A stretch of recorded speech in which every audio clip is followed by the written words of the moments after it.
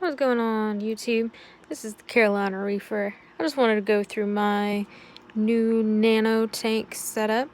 So as you can see, I've got two Ocellaris Clownfish over there. The one you see in the front, the one with the broken second stripe, that one is Pua. And the one in the back there, trying to hide, that one is Maui. So as you know, with Clownfish, actually the larger Clownfish is actually the female, so I'm not sure if Pua is male or female, but we're gonna go with that Pua is a female in the Disney movie. So I have one little guy, he's trying to get away, but I have 5 blue-legged hermit crabs. Obviously, I need to clean the sand off the side. It likes to collect there on the side. Alright, I've also got a propeller. It currently decided to stop working, I want to say an hour before I decided to shoot this video. I don't know why.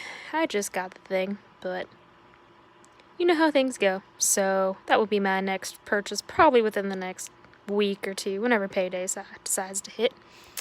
I've got 2 heaters. They're not the best quality, but they work for now until I can get my paychecks in. So that one is a top fin. I believe that one is a 50 watt.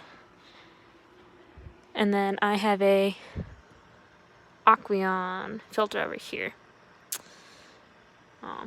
Tank feels pretty warm. I've got my thermometer set up right here on the side. It's very important if you're getting in the hobby to also put on a thermometer just to make sure your heaters are working.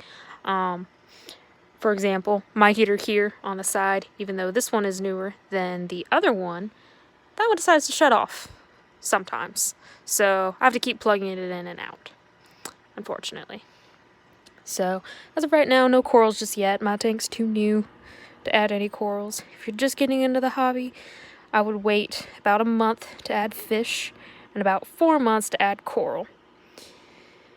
So that is my personal advice that I've gotten from many hobbyists. I have a Marineland filter running in the back. It is the Biowheel. You're gonna get varying opinions on whether the Biowheel is good. I like it. It holds good bacteria, but you do want to rinse it out periodically. As you can see the wheel turning. I've got my brand new filter in there. I've also got a shell. I don't have a refugium. This tank is way too small to do a refugium, but that's kind of my makeshift little, as you can see, that little conch. It has a lot of holes in it. It's very porous, so it's a good place for your beneficial bacteria to try to hide. That's another benefit of the live rock, like the red one you see in the middle. That is live rock. You're gonna hear also varying ideas on live rock and live sand. I have live rock and live sand in my aquarium. It kind of helps speed along the cycling process quicker. The idea behind it being bad is you don't know exactly what's going on in the live rock, where you got it from. I got it from pretty relatively good store. In my personal opinion, don't buy live rock from Petco. Some people have good experiences, some people have bad experiences.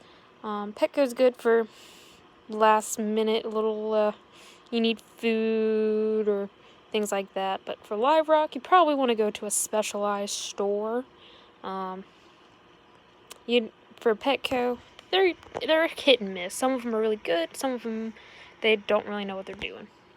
My local Petco is pretty good, but I still got my live rock from a local fish store over here in the Carolinas.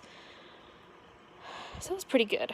I have a couple little fake corals in there right now, just to kind of add a little bit of a color to it right now while I can't get real coral. eventually those will be replaced by real coral. I'm probably going to get some Xenia over there on the little rock enclosure right here. Probably some green star polyps, things like that. Things of that nature. Eventually I will upgrade to a bigger tank, probably a 20 or 30 gallon. But for right now, this was good to kind of get started. I had my heart set on clowns ever since I was a kid. I loved Finding Nemo. I waited a couple years of having some mollies and guppies, keeping them for a while. So successful. I actually had a few little baby fish. They're all upstairs in the little kitchen aquarium upstairs. So I might show that one day. It's a little tiny tank if you guys are interested in that. The last thing I have to show is probably the worst piece of equipment I've got. That is going to be the Seaclone Instant Ocean Skimmer. It adds a lot of micro bubbles to the tank. There's mods you can do if you get it for cheap, but as you can see, it adds so many micro bubbles into your tank. Not a whole lot of foam. The only reason I even have that much foam is because I've done the water bottle mod. I might do a video in the future, but honestly, in my opinion, I've had this skimmer for probably a couple weeks now. Best modification for this skimmer is, don't get it. Get something better. Invest your money in something better. If you get it for 20 bucks, sure, go and try to do your mods. But it's a good introduction skimmer, I guess. Gets an okay amount. Really, honestly, in a 10 gallon, you don't need a skimmer, but I like having it. Plus, I like bubbles. But you can kind of see in there's some foam. It's gotten some. I put some live feed in there earlier, really clouded up the tank, and it got it out. Not quickly, but it got it out. So now it looks nice and clean. So yeah, that's my nano tank tour. Oh, and also I got the Aqueon light. Lighting is very important for a reef tank, especially if you're going to get corals. This one is the Aqueon for the 10 gallon. It's okay, it has settings so you can change your lights like that. I like all kinds of different settings. So, and you also can have it on an automatic timer, which is pretty cool. Let me get it to where I had it. I don't even remember how I had it.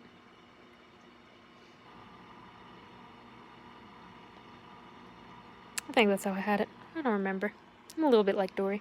Speaking of which, if you guys are just getting into the hobby, I'll probably do a video later on. But if you want Dory, that is not a beginner fish.